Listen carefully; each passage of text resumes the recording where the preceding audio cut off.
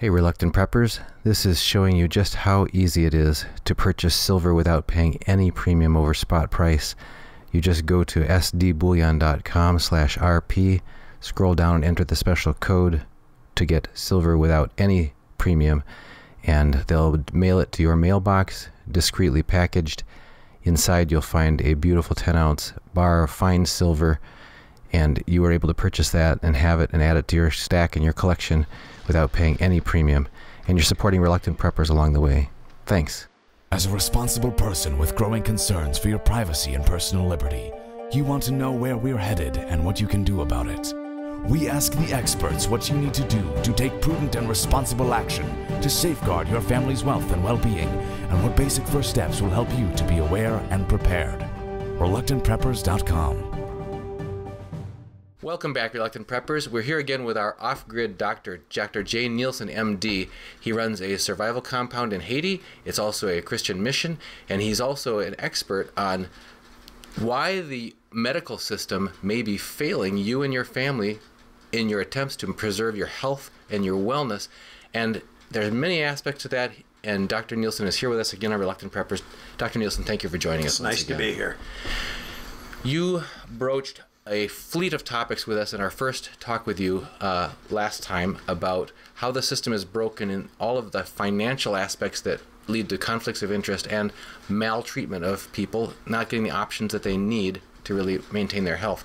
One of the things that was key and critical to everyone who's listening to this, because some topics of specific medical conditions people may feel apply to them or not, but the topic of food applies to everyone, and how our food affects our health, both individually and in our family and as a society, is something we'd like you to address with us tonight.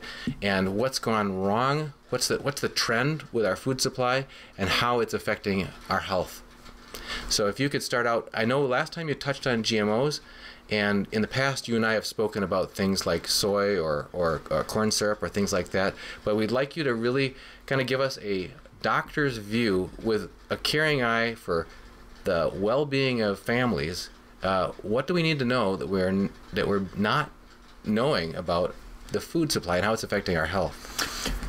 I really look at most of these problems as food toxicities. And my good friend Jack and I, who've done years of lectures together, have done entire lectures on this for 2 hours. And you really have to break it down into subsections. But the first thing that you have to do is, I always tell people that if you aren't sure where you stand with your health, you want to go back to the Paleolithic model. Every morning you wake up and your body has done no genetic drift in a few thousand years and still wishes that you'd eat like you did several thousand years ago. And we've had no genetic opportunity to learn to assimilate all of these toxins. We have an example of that in gluten, because we had 7,000 years to assimilate gluten, got better at it, and the gluten changed a decade ago. Okay? But as a general rule, the diet that we're really meant to eat is both seasonal, and it is all of which we're never going to accomplish because our food supply is not seasonal. But it used to be very seasonal, and it is also driven by where we came from genetically. Yeah. And so we have that Paleolithic man who really grew up within view of an ice shelf, okay, and was living in Northern Europe, in both your and my example, and that is a completely different dietary need than the American Indian or blacks or the Mediterranean people. They're all different dietary things. Pacific Islander. Yeah, and Pacific Islanders, and all of those things are led to eating for your blood type, which is really about eating for your original, where you came from. Okay. And the blood types all follow that. And so if we stick with the Paleolithic man, we were hibernators, okay? We were a group of people who basically went into our cave, and I will return at the end of this story to that cave. I will close in 1 year. And we came out of our cave in the spring, and we were very lean. We were very hungry, like any hibernating animal. We were irritable, and what was there to eat? Nothing except other animals who'd just come out of hibernation. Nothing was coming out of the ground. Come on, I can see an ice shelf up there 5 miles away. Nothing was growing. It was cold, okay? And we were down trying to catch salmon out of the river like a bear, and we were trying to run down rabbits, etc. And all of that meat was very lean. As this season went on, those animals fattened up. We fattened up. We started to see greens, vegetables, lettuce, kind of plants, but they weren't lettuce. And then as we got further into the season, we saw green fruits. We saw green vegetables. We couldn't take a chance on letting another animal get them, so we ate them green. They didn't contain any significant carbohydrates. They were full of phytos and phytonutrients and all kinds of vitamins.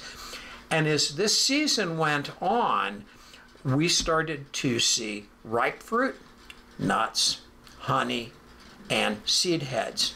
And we entered our fall season that had mostly carbohydrates. They weren't very fast. You could run down an apple, okay? So they became our preferred food, and they became the only food that Paleolithic man knew how to store. He wasn't making urns and squeezing oil and saving olive oil, but he was drying seeds, he was drying apples, and then he was taking all of that food into a cave, and that was the food that he ate while his metabolism slowed.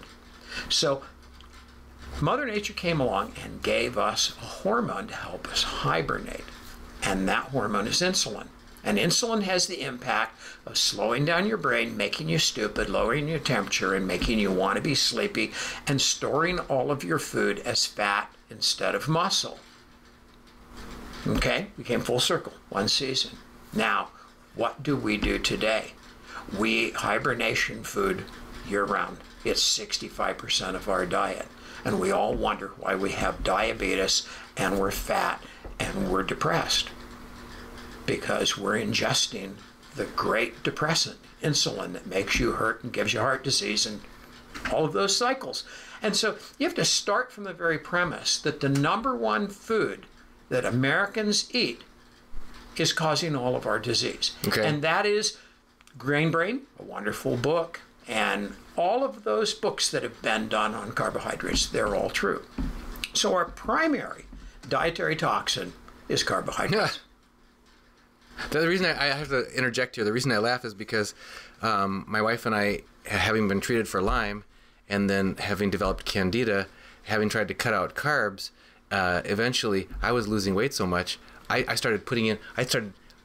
ate lean meats and vegetables, and I could experience the experience that no matter how much lean meats and vegetables I put in myself, I wouldn't stop losing weight. So finally I thought, in desperation, I put carbs back in, and the brain went out the window. I called my wife from work every time and I said, I can't think straight. I can't think of anything. I just had this bready sandwich and my brain just went gone. Well, let me correct that for you.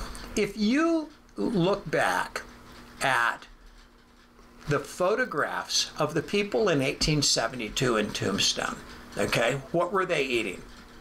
Nothing but beef. Nothing was being imported. The only thing that was out there was buffalo and beef, and that was mostly what they were eating. These guys were eating steaks, breakfast, lunch, and supper. Yeah. Okay? What did they look like? They were thin. Mm-hmm. They were. They were really thin. Look back to any of the information you can pick up, not from Raphael and those fat people that are nudes in the paintings, but the people that we really know what they look like in the Middle Ages. What were they like? Thin. Really thin. We've been fat so long that we've decided fat is okay. And that's kind of different than the anorexia model of I'm going to not eat because I'm mentally ill in order to achieve that weight. But the plain fact is if you're eating plenty of food and it doesn't contain carbs, you're going to be thin. Mm-hmm. I weigh what I weighed in high school. Right now, today, my weight.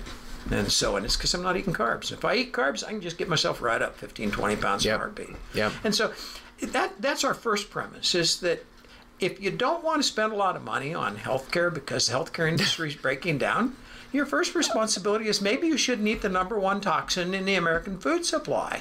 Now, that's if you're Northern European variant, Anglo-Saxon, Protestant, all those waspy titles that we have.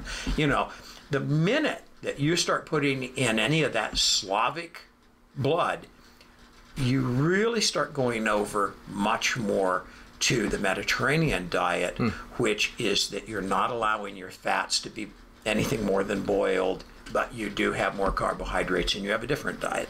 So one of the things you really have to do is your 23andMe, and then when it comes back and your 12 different things for 7%, I go, I don't know what to do.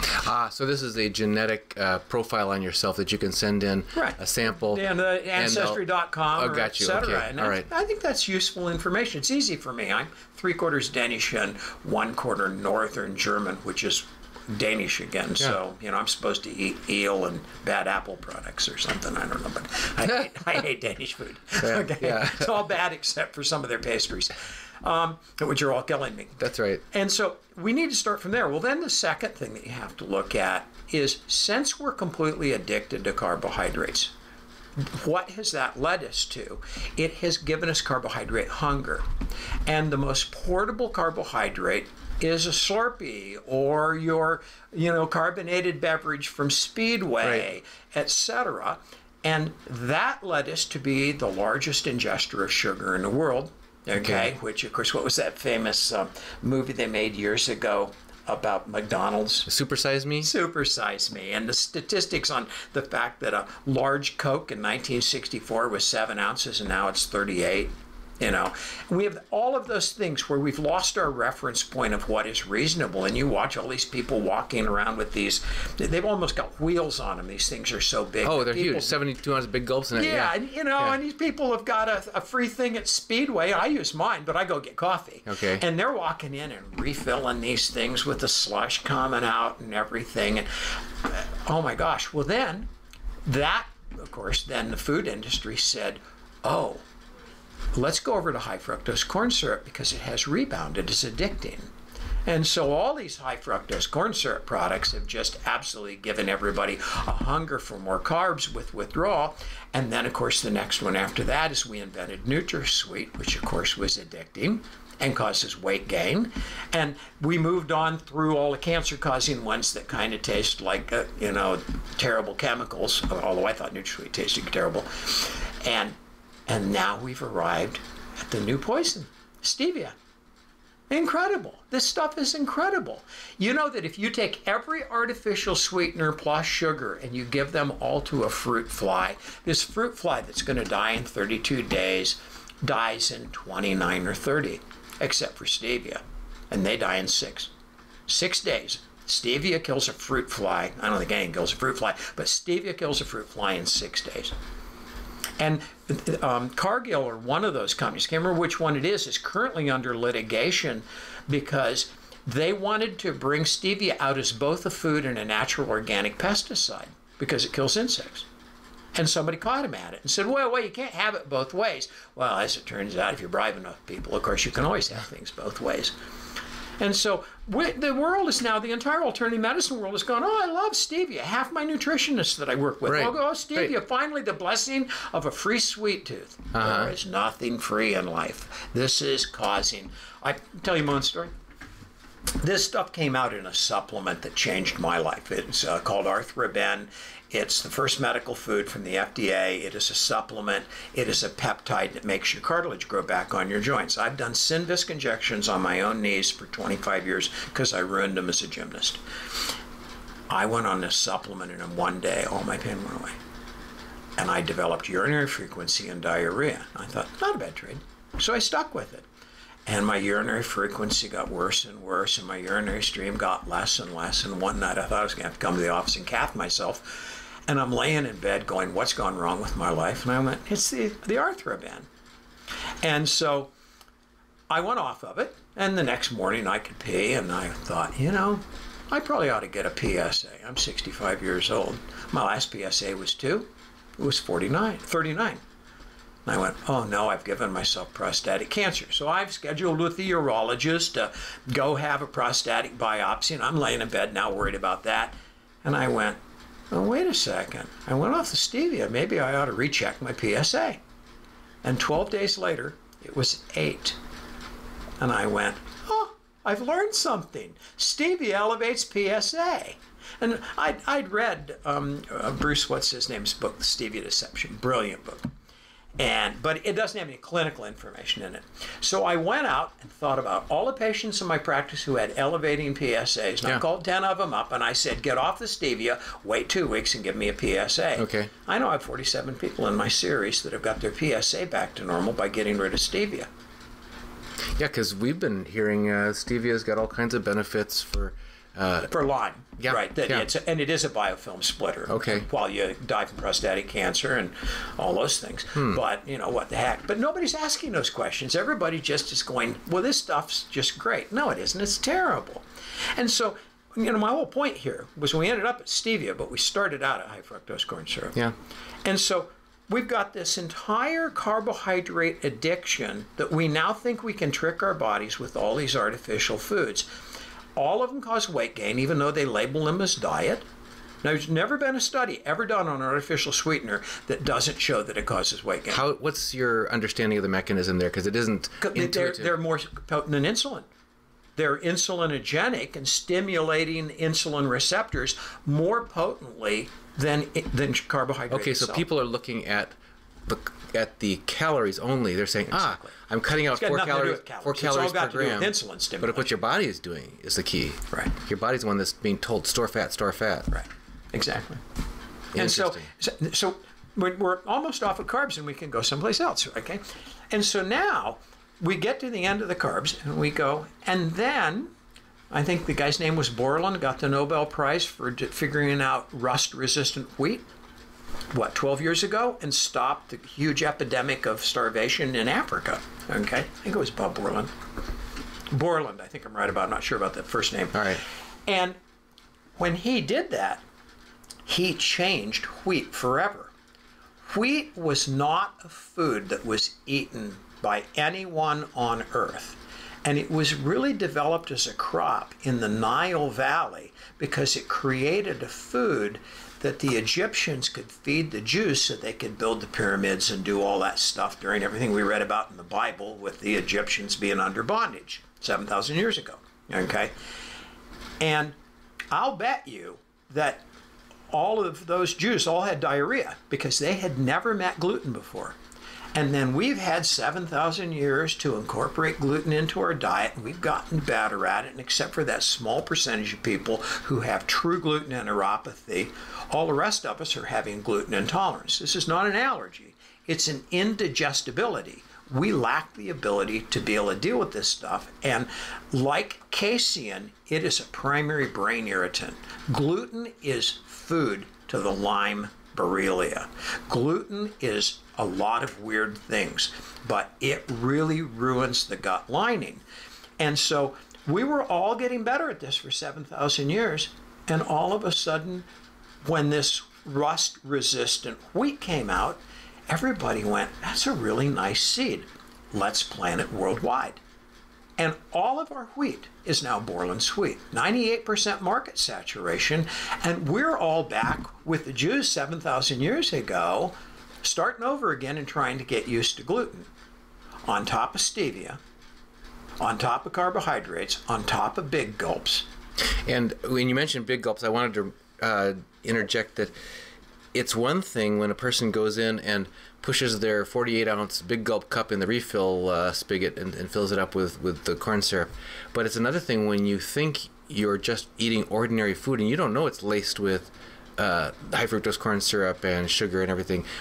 Again, my wife and I, trying to cut out sugar recently, have had to fastidiously ask everywhere that we're going to, we look on the labels. We've been asking people, can you please show us the label? Even at restaurants, I have to go get the thing out of the freezer and bring us the label. We look at it.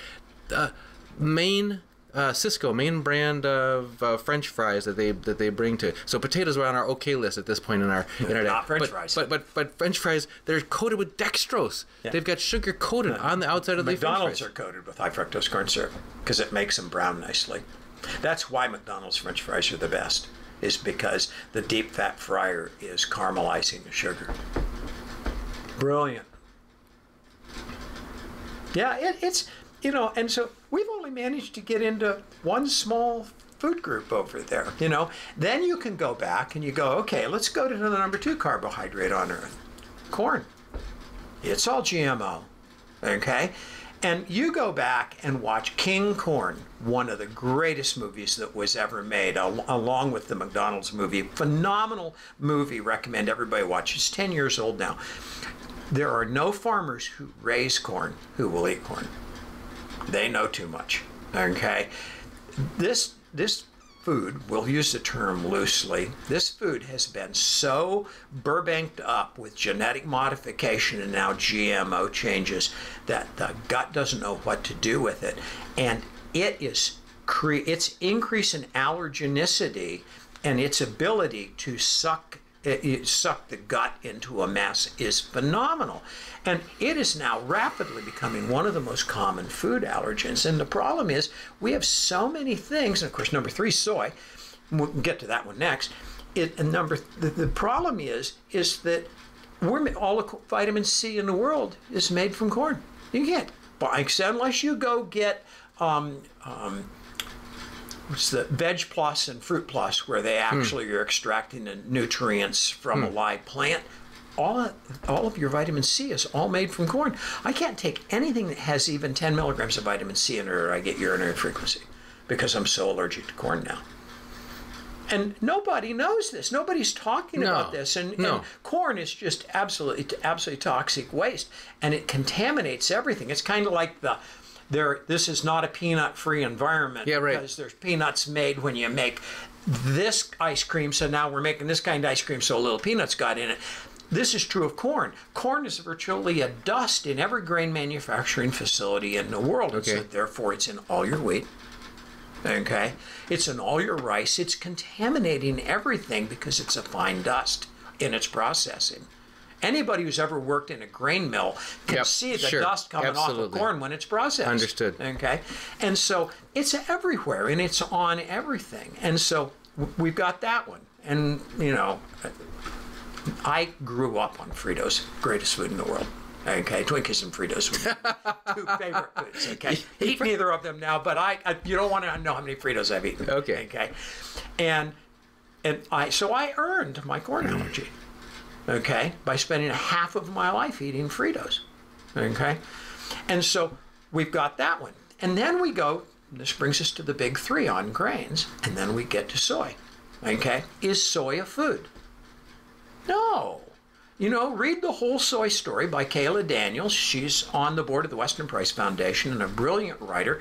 I've had thousands of my patients read the whole soy story and try and get to understand that soy is not a food. Soy was originally grown because, if we remember Dustin Hoffman, the graduate, and he says to us, plastics. Yeah. Okay? And what part of the soybean did he want? The oil, in order to make plastics. What was the value to that wet, stinking pulp that's left when you express the oil? Nothing. The soy industry, Central Soya, Cargill, etc., those people could not figure out what to do with that.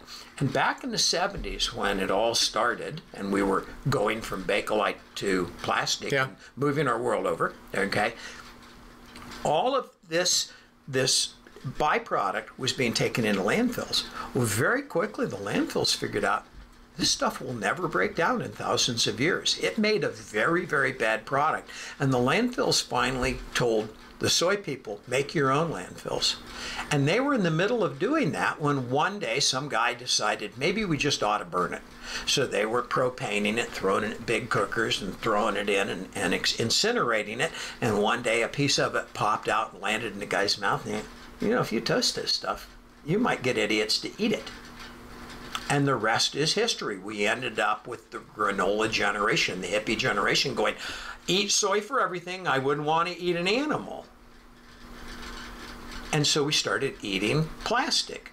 Well, the problem is it isn't just about plastic. Plastic is polystyrene, as in the word steroids. The foundational molecule of polymerized styrenes is estrogen. And so that, thanks for bringing it, okay, you're drinking this, is what I call estrogen water. How is this made? This is made by liquefying polystyrene in a layer, sucking it down into a mold the shape of this, and before it starts to drip down the sides, dropping cold water in, which of course boils out because it's hotter than boiling point. And then finally the boiling stops, they put the cap on it, it cools a little bit and does that shrink thing that we are used to seeing in cheap plastic. And what's the inside surface of this look like? If you look at this on an electron microscope, it looks like Velcro. It's not smooth, it's not like glass, it's not like steel, okay? And it's all, as we know, because we have all those little codes on plastic now about how much estrogen they put out, BPA, okay? Those are all steroids.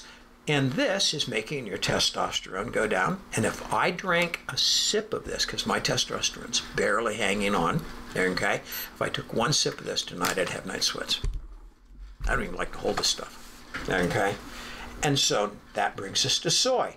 So when I was in medical school and first in practice in the 80s, normal testosterone for men was 1,200 to 2,600.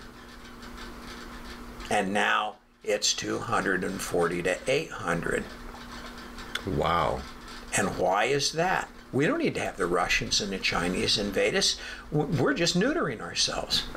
No wonder we've got sexual orientation issues in this country and got a whole bunch of kids who are going gulp, gulp, gulp, gulp, gulp, gulp, gulp. And I don't know if I'm a boy or a girl. I go, honestly, I don't know if you're a boy or a girl either.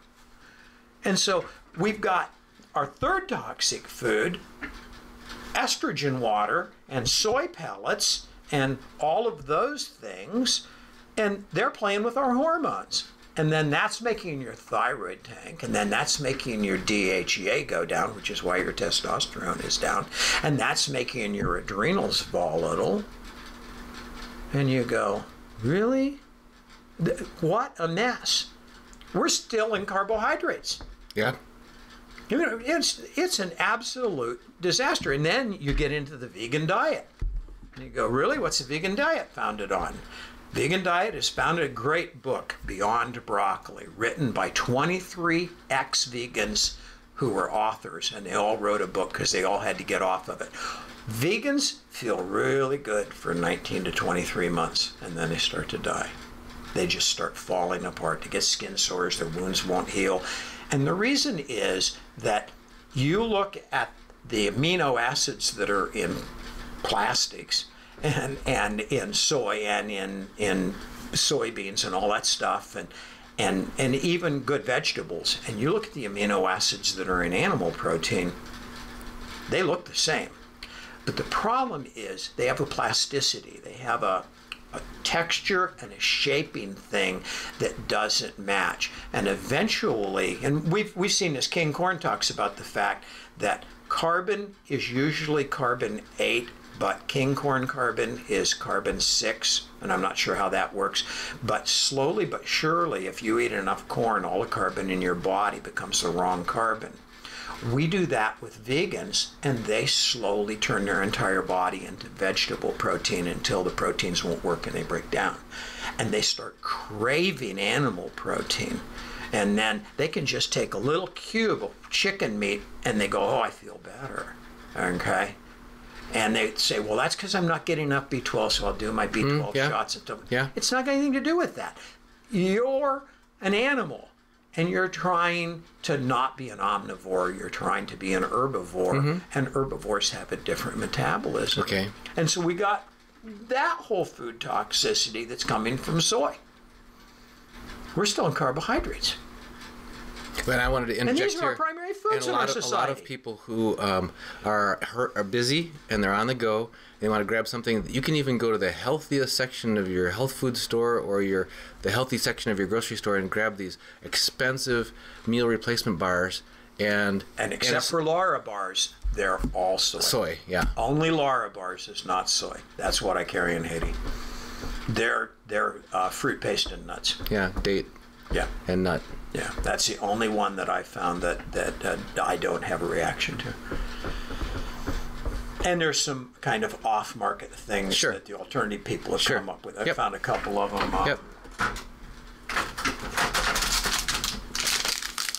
One, not bad. Patient gave that to me. I don't like the taste of it, but it isn't poisonous anyway. We're still in carbohydrates. You know, and then, and this I'm not as much. You would really have to get Jack on audio and camera in order to do this, and that's we get to move into fats. Okay. And we go, oh my gosh. I mean, first of all, you have to understand that the worst thing in your diet in fats is trans fats. And trans fats aren't something that's in food.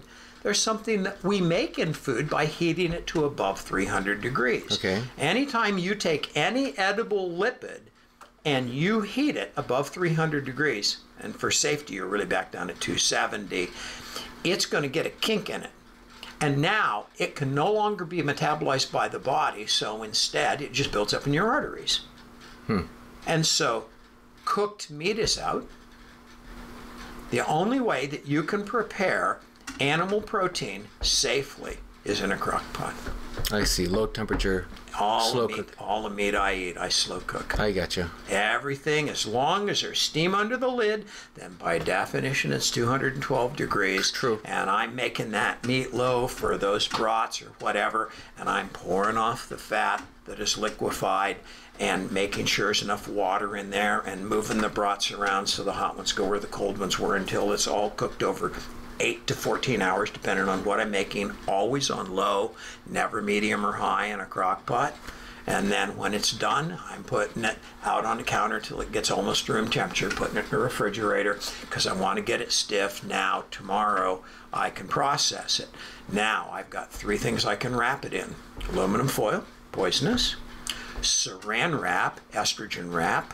Estrogen wrap, Poisonous okay. wrap, right? Yep. Right there. Yep. Okay. Saran wrap, just thicker layer of saran wrap, right? So estrogen wrap, okay? Or wax paper, which is neutral. And so all my food gets wrapped in wax paper, closed with some masking tape, shoved into those orange newspaper bags so I don't get freezer burn, keep them tight together, okay? And when I thaw them, you can't throw them in the nuke machine and add a bunch of free radicals, okay? Another food toxicity, the microwave, okay? We can go back to that one. And you've got to, I have one of those plates that you put an ice cube on it and it melts so fast you can't believe it. Do you ever own one of those? No. Yeah, a guy used to sell me frozen fish, gave it to me because I bought a lot from him. And there are these plates that are bimetal and they transmit heat really quickly. And you put an ice cube on your countertop and an ice cube on this thing, it melts 4 times as fast. Okay. So if you put a steak or something on it, you can just watch it thaw. Okay. And that's a neat thing to own. But otherwise, you know, when I come to work in the morning and I've got 2 brats that I'm gonna, because I don't have a kitchen here, I have to nuke them. Well, I don't want to nuke them from 32 to edible. I want to nuke them from 72 to edible. So I set them out and let them thaw on my countertop until it's time for lunch. And so all that trans fat thing is all about that. You know, and so are there any shortcuts? Yeah, those broiler chickens that you buy at your grocery store in the estrogen tubs. Okay, but I don't think you're probably getting much estrogen out of that. Okay, but you know, all of those chickens, they're pretty slow cooked. And if you take skin off of them, you took off the fat that got trans fatted, and the protein's still well done. And so that's a shortcut. But otherwise, if you're going to eat protein, let's go to eggs. Fry them? Ooh, bad. Hard-boiled? Okay. I get tired of hard-boiled eggs. I pickle a lot of eggs because I get tired of hard-boiled eggs. Now, on the topic of fats, we had our last 2 of our 5 children at home with lay midwives, and one was adamant, saying, you've got to get all the margarine out of the house. She says, you got to go to natural. Terrible. She says, you got to go to, she says, butter's not too bad. Coconut oil's better. Virgin olive oil's okay. Right, But you just ran out of, you're done. Yeah, okay. Yeah. Yeah. A friend of mine invented canola oil, okay? And he did all the research on it and found out it just caused cancer in every animal he gave it to. And he had 10 years of his life wrapped up into it. And so he sold it to one of the big owners. We know the names of those companies. And thought, I'll let them, they can buy it from me, I'll get my money back, and then they'll find out it causes cancer, and was just horrified when it went on the market. And he just said, oh my gosh, he says, I figured this stuff out. And it's terrible. It's just a terrible food. And yet you watch health food people all the time go, oh no, it's good. Yeah, well, my folks were totally in, they got educated up in the 70s about, we got to go polyunsaturated. So canola was a great thing, and corn oil was a great thing. Corn oil was a great thing. I mean, William Shatner promised that it was a great thing on the promise of margarine ads and that kind of thing. Well, and how do you make margarine? No idea. You take corn oil or vegetable oil and you irradiate it, and it makes more bonds that make it thicker. Is that the hydrogenated or whatever? Yeah, hydrogenated. You just hydrogenate it by hitting it with radiation. We invented that in World War II, oleomargarine.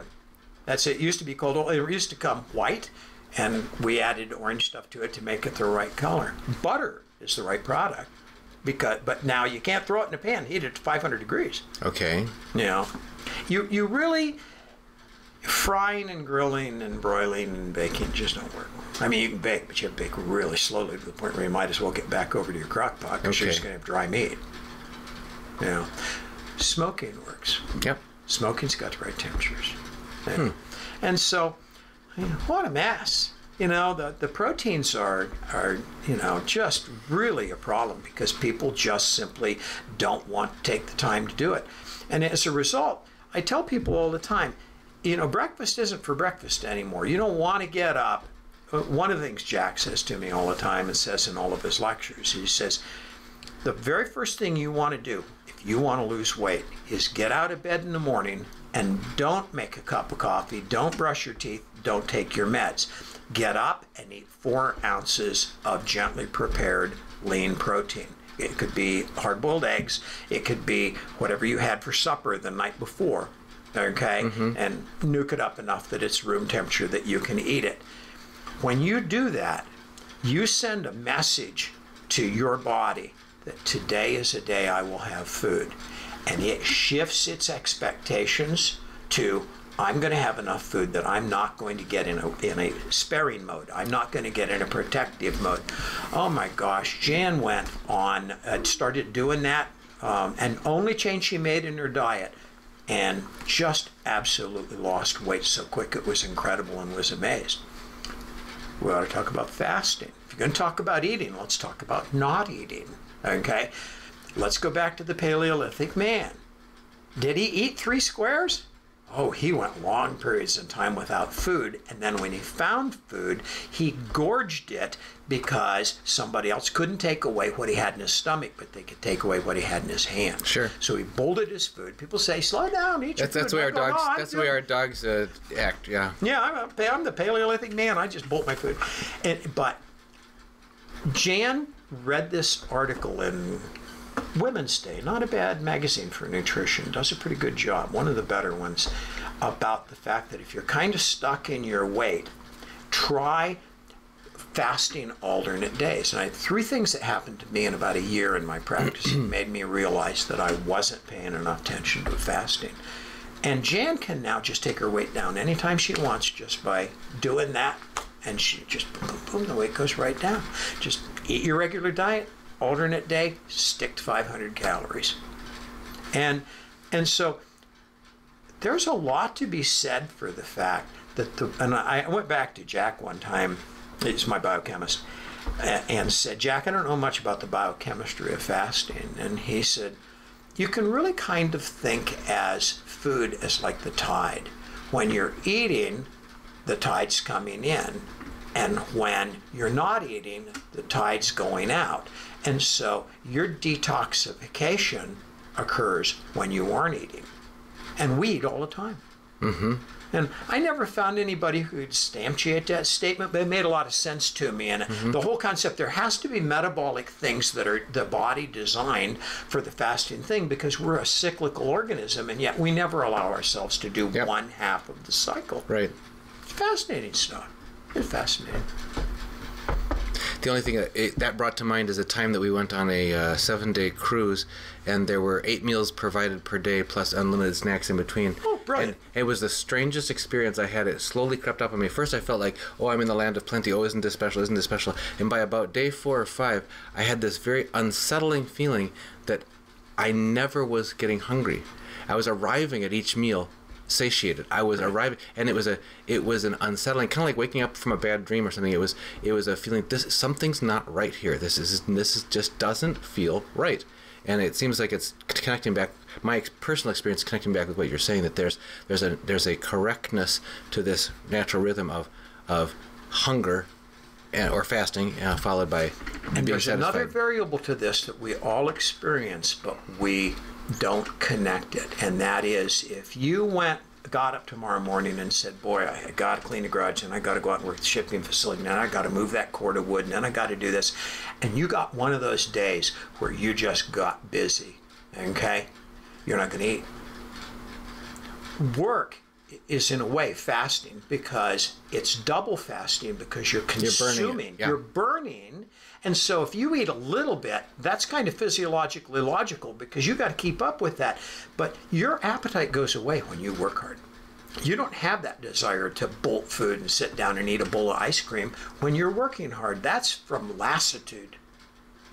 And so, at putting work into the fasting formula is really interesting. I note this when I go to Haiti, because I'm always kind of continually working, and I have to make myself eat when I'm down there, because I always stay busy. Maybe not with heavy labor, but I've got one thing to do and then the next, because I got lots of projects lined up.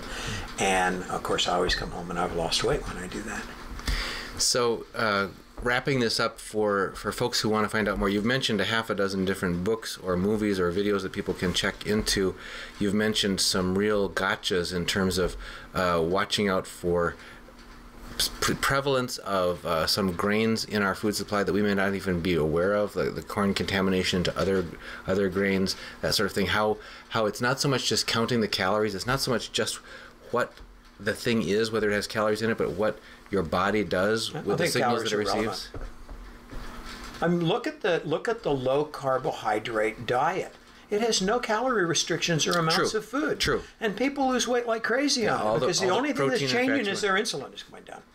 And these people can eat, I can eat voluminous amounts of food and lose weight on a low carb diet. Yep. It's not about calories. Calories is stupid. Calories is people on TV trying to get you to count something because they want you to pay them to do the counting for them.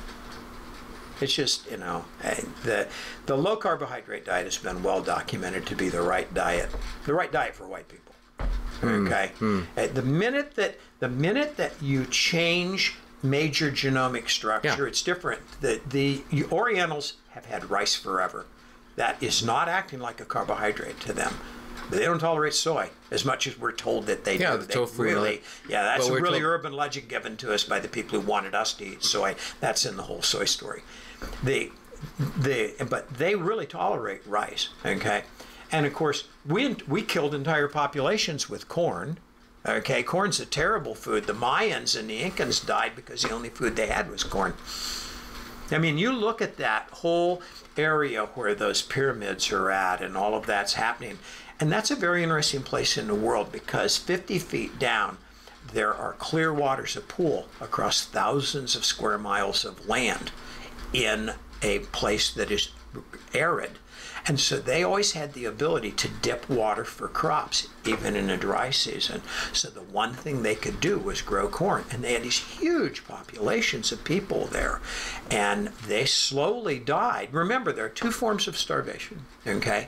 There is the form that we see in Africa, where the child is nothing but sticks. He's gone, he's dissolving, and that's called marasmus. That is total caloric failure, okay?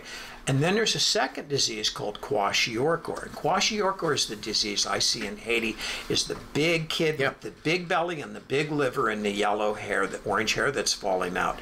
And he's getting lots of carbohydrates, but no protein or fats. Okay. And that's a form of starvation too. Okay. And America is living in that world, except for we get lots of fat, so we get lots of protein, we get lots of everything.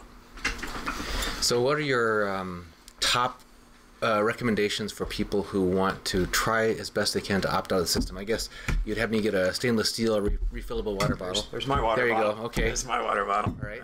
That's one idea. Yeah. Other couple ideas. Go pass on the big gulp. Yeah.